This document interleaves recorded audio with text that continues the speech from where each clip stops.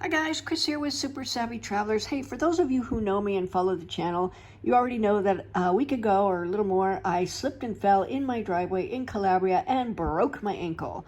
So you can go check out the previous videos about Italian hospital care. But with this one, I really wanted to give you some good tips on how to avoid doing so yourself. I've been doing some research and looking at some pretty cool options. Take a look. Hi guys, Chris here with Super Savvy Travelers. Please excuse the poor non-studio lighting and also the lack of makeup because when I jumped in well, I didn't jump in the ambulance, but when I was loaded in, I didn't grab any makeup. So I have lipstick, hope that's okay with you, and it's probably gonna be like this for a few days until we head back to Calabria where all my stuff is. Anyway, I wanted to do a video specifically about protecting your feet, legs, ankles, and walking and everything else in Italy. It is so important, and I never quite got exactly how important it was until now.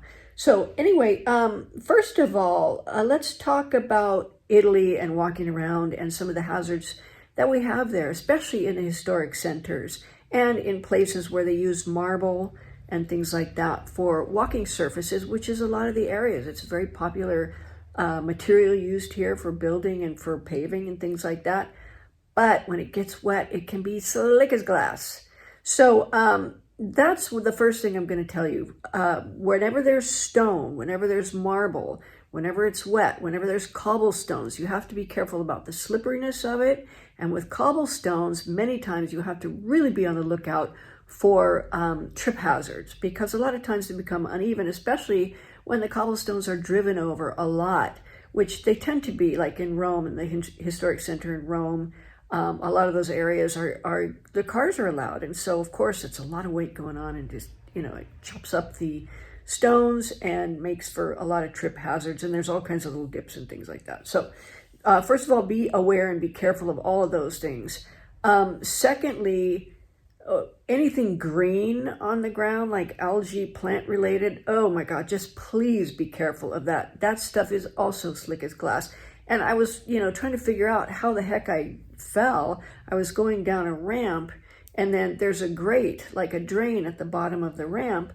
Now I know the drain is slippery because I've slid on it before, so I was going to step over it. But what I didn't see was that little teeny patch of green stuff right before that drain, and I slid and then went onto the drain, and then the rest was history, and here we are. So anything green on the ground, especially when it's wet, please be careful. So there's a couple of bullet points I'm going to give you here. First of all, what you need is non-slip shoes. And I was kind of researching what the best non-slip shoes are. And basically, they got to have rubber soles. My shoes were like tennis shoes. They are built to pivot and play tennis and things like that. Not a good shoe for walking in hazardous areas because they're made to glide a little bit. Shoes that, like, there was these walking boots that I saw, and I think I'm probably going to invest in a good pair that actually comes up and around your ankle, so it gives that extra support if needed. I think that's a good thing. But you also have to look at lightness, because if you're going to be walking for a long way, you're going to need it to be light and comfortable and easy to walk in. So now, when I was looking at the best things to do for walking and protection and things like that, which is a great big focus of mine right now for obvious reasons, I looked at trekking. Now, trekking is, it's where you're going hiking and things like that. They got those poles and sticks. They got special shoes for it. They got all kinds of stuff. Now, as far as walking in Italy goes, especially in historic centers, it's almost like trekking when you think about it. There's uneven ground, there's slippery surfaces, there's this and that. I myself, I walk with a cane a lot of times. The cane's going away. That didn't do anything to protect me. It went out from under me, as did everything else. But I'm going to get those trekking poles, because at least you got two sides helping keep you up and stabilize you, especially if you have mobility issues. For those of you guys who know me, I've had 3 hip surgeries, hip replacements. The first one was in wrong, so they had to take it out and do it again. After the second hip replacement surgery, or revision surgery, they called it, there was a lot of muscle and nerve damage. So I don't have the strength or the mobility and even the muscle mass on that side that normally a person would have. So my stability, my confidence, not there. But I'm loving these trekking poles. I'm going to get me a pair of those.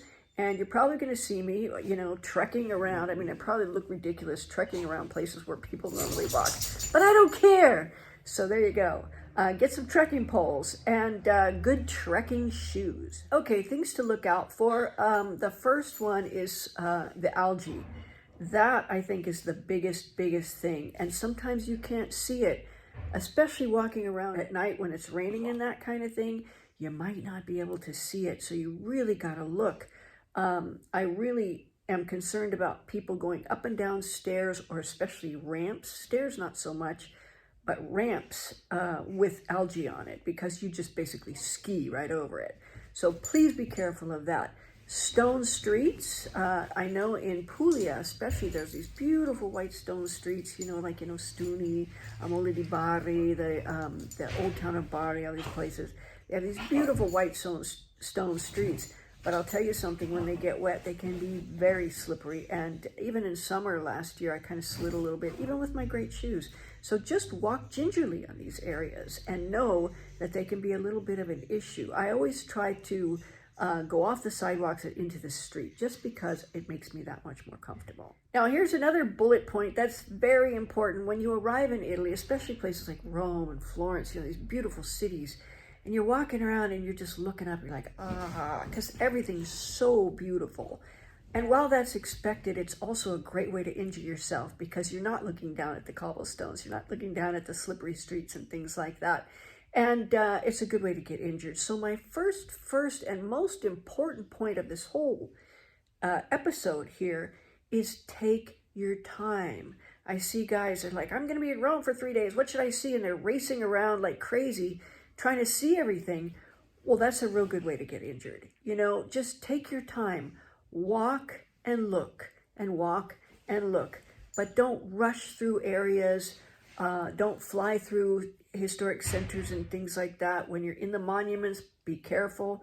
I don't want to make you afraid and make you too careful, but take your time. Observe around you and see what is actually a possible hazard for tripping or slipping. My final point, of course, we talked about hills and ramps, and I'm just going to say what we're all thinking. Gravity is trying to kill us all. And if you keep that in mind, I think you can keep yourself pretty safe. Gravity is a pretty nasty taskmaster, as we've all decided as we age. However, it's kind of dumb, and we can outsmart it pretty readily. So for hills and ramps, always hold on to the hand railings, even if you don't think you're going to need them, because gosh darn it, if I had followed my own advice a few days ago, I wouldn't be sitting here with bad lighting and horrible makeup talking to you. So anyway, please take my advice on this. I really don't want anybody to undergo all of this stress and emotion and everything else that goes along with it. While the hospital care is very good in Italy, I would rather not see you in the hospital. I'd rather have you go home with pictures of all your beautiful sights and experiences than go home and say, hey, you know, the hospital care in Italy is pretty good. Don't want that. So hope this helps for you guys. Weigh it in the comments. What's worked for you, especially with regards to footwear? I'm kind of into that now, and I'd like to know what you guys are looking at, and maybe you can help me find some new shoes. So I'll see you guys very soon. Love you guys. Take care.